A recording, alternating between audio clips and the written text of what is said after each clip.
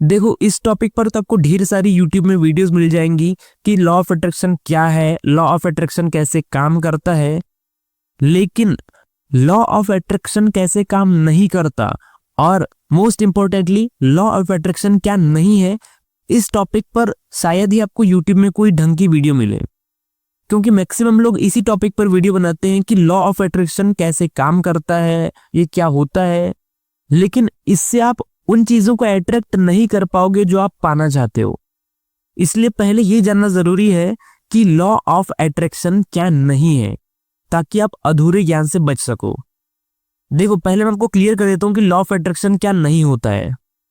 बहुत सारे लोग ये क्लेम करते हैं कि लॉ ऑफ अट्रैक्शन का ये मतलब होता है कि अगर आप किसी चीज को एकदम शिद्दत से पाना चाहो, उसके पीछे मेहनत करो, वैसे ही थॉट प्रोसेस रखो, तो एक ना एक दिन आप उस चीज को जरूर पालोगे। लॉ ऑफ अट्रैक्शन ऐसे काम बिल्कुल नहीं करता। पहले मेरे को भी ऐसे ही लगता था कि अगर मैं किसी चीज को एकदम शिद्दत से पाना चाहूंगा, उसके पीछे बहुत मेहनत करूंगा, वैसे ही सोचूंगा, उसी तरीके से जीने की कोशिश करूंगा, तो जरूर एक ना एक दिन मैं उस चीज को पा लूंगा। ऐसा मेरे को लगता था पहले, पर एक्चुअल में चीजें ऐसे काम नहीं करती। क्योंकि मैंने बहुत बाद में पता लगाया कि लॉ ऑफ अट्रैक्शन एक्चुअल में इस तरीके से काम ही नहीं करता। लॉ ऑफ अट्रैक्शन तो कुछ और ही है। ये मेरे को बहुत बाद में समझ में आया, इसलिए मैंने सोचा कि क्यों ना वो इन्फॉर्मेशन मैं आप तक शेयर करूं। अब मैं आपको बताता हूं कि लॉ ऑफ अट्रैक्शन का सही मतलब क्या है और ये सही मायने में काम कैसे करता है। देखो, लॉ ऑफ अट्रैक्शन का सिंपल सा ये मतलब है कि आप उन्हीं चीजों को अट्रैक्ट करते हो जो आपके पास ऑलरेडी पहले से है। आप उन चीजों को अट्रैक्ट नहीं करते जो आप पाना चाहते हो। जो पाना चाहते हो आपको वो नहीं मिलेगा, आपको वो मिलेगा जो आपके पास पहले से ऑलरेडी अवेलेबल है। इस तरीके से लॉ ऑफ अट्रैक्शन काम करता है। जैसे इसे मैं आपको एक एग्जांपल देके बताता हूँ। जैसे मान लो कोई बंदा है जो सॉफ्टवेयर इंजीनियर बनना चाहता है, तो वो सॉफ्टवेयर इंजीनियर बनने के लिए बहुत मेहनत कर रहा है, क्योंकि उसे ऐसा लगता है कि मेरा सॉफ्टवेयर इंजीनियरिंग में इंटरेस्ट है थोड़ा बहुत, और इसमें बहुत अच्छा पैसा भी है, और मेरे फ्रेंड सर्कल में कुछ लोग कर भी रहे हैं, तो क्यों ना मैं भी सॉफ्टवेयर इंजीनियरिंग ही करता हूँ।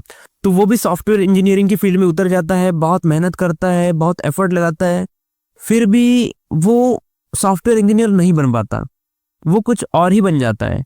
सपोज वो एक टेक्निकल ऑपरेटर बन जाता है। तो ऐसा क्यों होता है?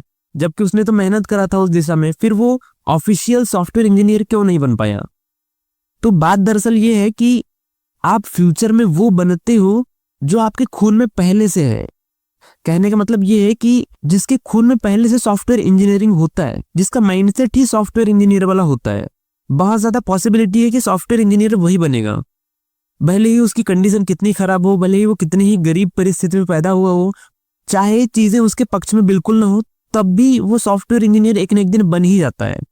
ऐसा इसलिए क्योंकि वो अपनी नजर में एक सॉफ्टवेयर इंजीनियर पहले से है। दुनिया को भले नहीं पता, पर उसके एक्शंस वैसे ही हैं जैसे कि एक सॉफ्टवेयर इंजीनियर के होते हैं। उसका सोचने समझने का तरीका वैसा ही है जैसे कि एक सॉफ्टवेयर इंजीनियर का होता है। तो वो यूनिवर्स की नजर में ऑलरेडी एक सॉफ्टवेयर इंजीनियर पहले से है। दुनिया को भले नहीं पता, पर यूनिवर्स उसको एक सॉफ्टवेयर इंजीनियर की तरह ही ट्रीट करता है, और वही चीज फिर उसको मटेरियल रियलिटी के तौर पर लौटाता है। लेकिन मान लो दूसरी तरफ कोई ऐसा इंसान है जो किसी चीज को पाना चाह रहा है, और उसको पाने के लिए बहुत मेहनत कर रहा है, बहुत एफर्ट लगा रहा है, उसको पाने के लिए बहुत ज्यादा ऑब्सेस्ड है। तो इसको यूनिवर्स कैसे समझता है पता है? कि मानो जो आप पाना चाह रहे हो वो चीज आपके पास नहीं है, तो यूनिवर्स इसे एक अभाव की ऊर्जा की तरह दिखता है। क्योंकि आप मेहनत ही इस तरीके से कर रहे हो पागलों की तरह कि यूनिवर्स को ऐसा लगता है कि आपके पास वो चीज नहीं है और आप उसे पाने के लिए बहुत तड़प रहे हो। तो यूनिवर्स आपको और तड़पाता है, क्योंकि उसे ऐसा लगता है कि आप अंदर से खाली हो, आप अंदर से अधूरे हो। इसलिए फिर यूनिवर्स आपको अधूरेपन वाली एनर्जी ही भेजता है। इसलिए पहले आपको अपने अंदर झांक करके देखना पड़ेगा कि जो चीज आप पाना चाहते हो, क्या आप उसको बिना पाए खुद को कंप्लीट महसूस करते हो? अगर आपको ऐसा लगता है कि अगर आपको वो चीज नहीं मिली तो आप खुद को अधूरा महसूस करोगे, तो संभावना है कि फिर वो चीज आपको उतनी आसानी से नहीं मिलेगी। आपको वही चीज मिलेगी जिसको पाने के लिए आप जबरदस्ती प्रयास नहीं कर रहे हो, जिसे आप जबरदस्ती खींच नहीं रहे हो। तो जिस चीज को आप पाना चाहते हो, जिसको अपनी मटेरियल रियलिटी बनाना चाहते हो, तो उसको पाने का सही तरीका ये है कि सबसे पहले आप खुद को इतना काबिल बना लो जैसे मानो आपके पास वो चीज पहले से अवेलेबल है, मानो जैसे आप पहले से वो चीज ओन करते हो।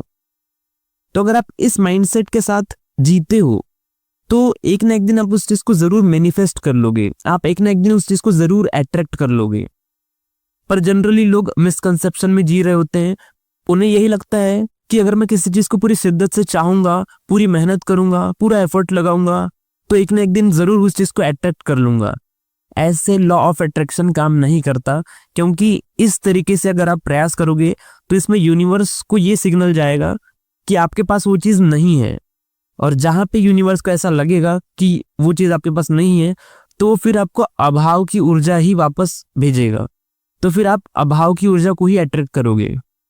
तो ध्यान रखो कि यूनिवर्स आपको वही लौटाता है जो आपके पास पहले से होता है, वो नहीं जो आप पाना चाहते हो। ये है लॉ ऑफ अट्रैक्शन।